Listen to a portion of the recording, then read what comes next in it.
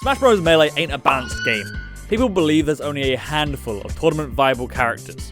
When you get to here, it just becomes hard. But just because they aren't as strong doesn't mean they don't have potential that can be bought out by the right player. So today, I'm going to tell you the story that every mid and low tier main fears, yet admires. The story of when the best Luigi in the world entered the only tournament he would ever enter, never to be seen again. Of the funny men in Melee, Luigi is probably sitting at the head of the table. Random kill moves, a move that you have to charge that sometimes is charged based on poor or opposing character. The slidiest man alive, the list goes on. Unfortunately, he's not the most practical. His low airspeed and fall speed means his only real way of approaching is from the ground, making him easy to exploit by certain characters while there, and abusable in the air by others. This, as well as a very weak recovery, is enough weakness to put his strong combo game and ground movement in the shadow, and place him solidly in the mid-tier of characters. For those unaware, the mid-tier of Melee's cast is where people stop believing you could win a tournament. Even the tier above is questionable, and takes some very talented players to be able to pull it off, and I have no idea what she's doing here. So unfortunately for Luigi, he sits in the same tier as his brother's a doctor, and the king of all evil. Weird family. This doesn't mean that people don't try to play and do well with the character though. In fact, there are 4 players with Luigi as a main or secondary in the top 100, which is a lot, even when compared with some higher tier characters, but not when compared to others. In fact, in history, there's even a Luigi who cracked the top 40.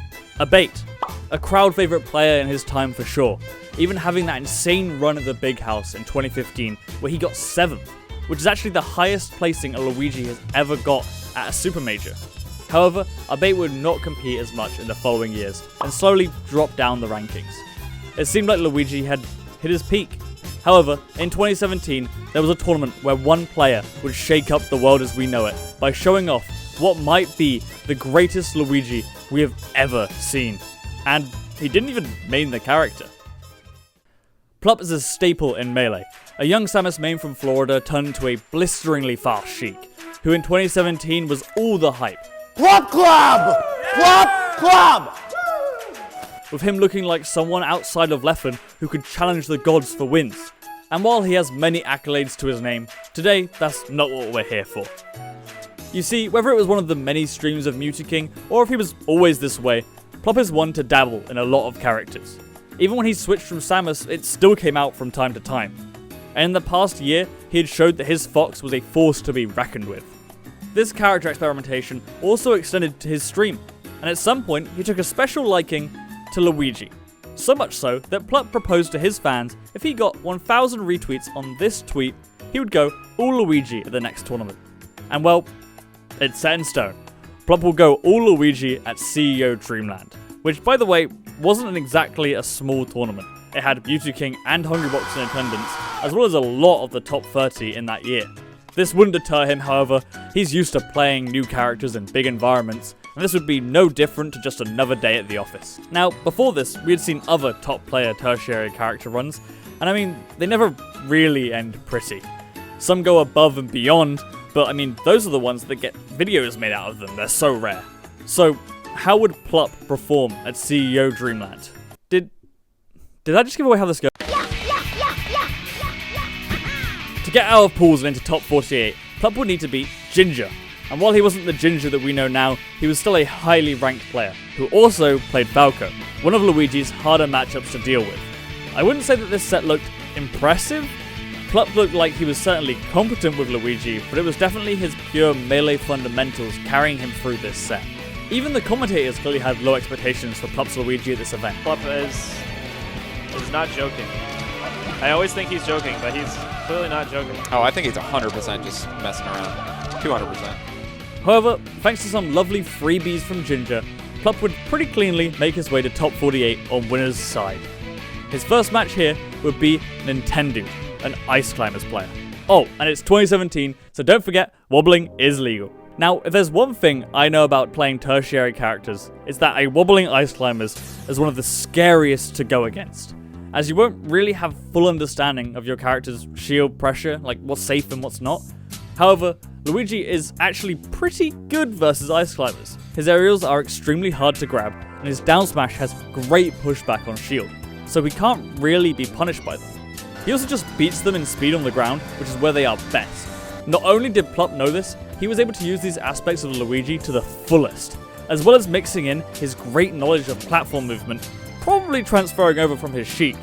He struggled on the flatter stages without the platforms, but with them he looked unstoppable, and took the set over Nintendo 3-2, guaranteeing him top 16, which is pretty decent. But considering his wins, I don't think anyone would have given him too much credit if it ended there now, would they? So who was up next for the funny green man then? Well, none other than Druggedfox, the now very well-regarded coach, and at the time a very strong player.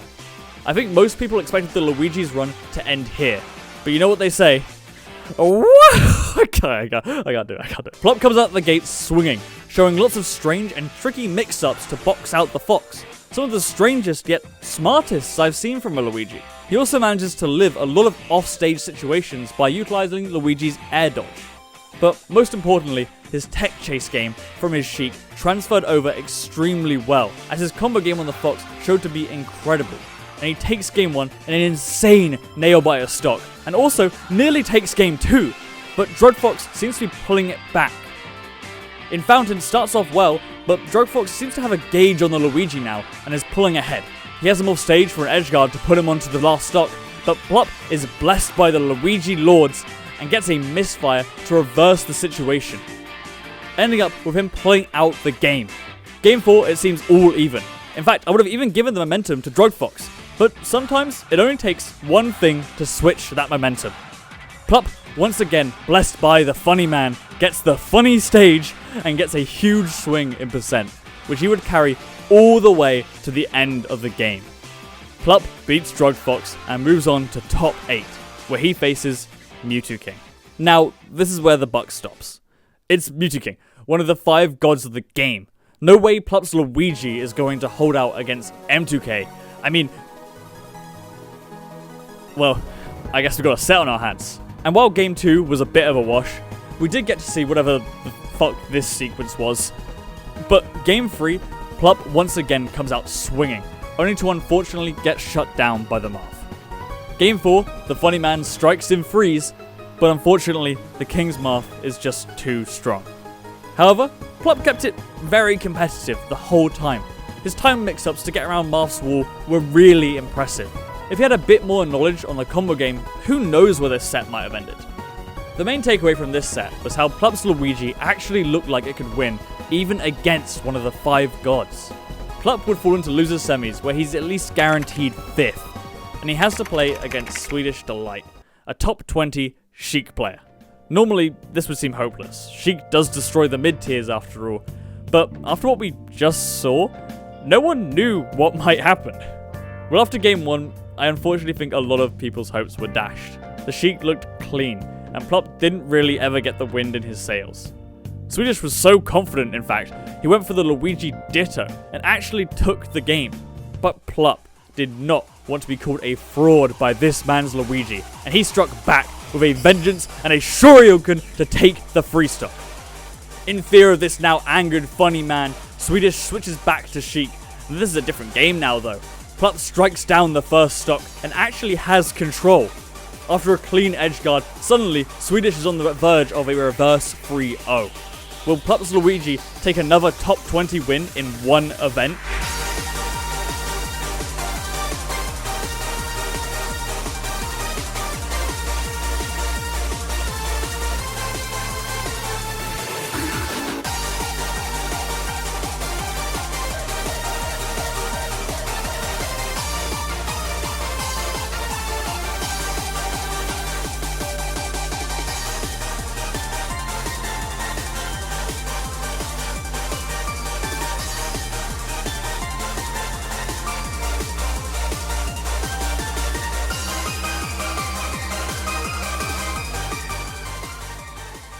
Unfortunately, the funny man and Plup's run ended here, at 5th, out of 333 attendees. I remember watching this tournament, and even though SFAT beat H-Box and Mewtwo King, nearly winning the whole thing, all anyone talked about was Plup's wild Luigi run. The best Luigi in the world doesn't even main him, people would say. This is honestly something I feel every mid-tier main fears, yet is excited by. I feel on one side you see that your character has real potential to do well, and yet on the other you realize just how important fundamentals are, and that maybe the best way to be the best at your character would be to play a different one and come back later. But at that point, what is the point? A strange conflict, I can imagine. I would also be remiss to not talk about the advantages Plup has with Luigi being his secondary. A lot of top level at anything is mental, and while playing a character you are clearly just having fun with, he has no pressure on him, no expectation to do well. Therefore, he won't really be affected by tilt. You can see the whole event, he's just laughing and having fun, while his opponents are getting frustrated at even being challenged by this funny green man on the screen. And this advantage is very much real. I mean, just look at the stark difference between Plup getting wobbled normally versus when he's playing Luigi. No one can say with accuracy just how good he would be if he was a Luigi main. But still, he showed incredibly unique gameplay, which I am sure Luigi mains probably still look at to this day. This was the best Luigi player in the world on that day, and yet he was never to be seen again.